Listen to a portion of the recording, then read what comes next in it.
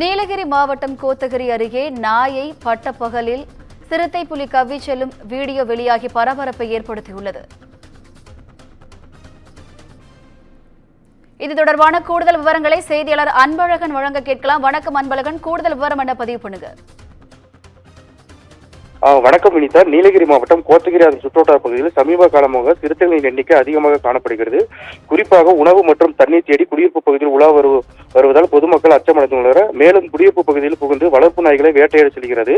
இந்த நிலையில் கோத்தகிரியிலிருந்து கண்ணேரி செல்லும் சாலையில் ஓரத்தில் குடியிருப்பு பகுதியில் பட்டப்பகலில் உறங்கிக் கொண்டிருந்த வளர்ப்பு நாயை சிறுத்தை ஒன்று வேட்டையாடி கவ்வி சென்றது.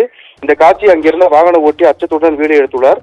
தற்போது இந்த வீடியோ சமூக வலைதளங்களில் வைரலாகி வருகிறது. வனத்துறையினர் சிறுத்தையை கண்காணித்து கூண்டு வைத்து பிடிக்க வேண்டும் என அப்பகுதி மக்கள் கோரிக்கை விடுத்துள்ளனர். வினிதா, கூடுதல் விவரங்களுக்கு நன்றி அன்பழகன்.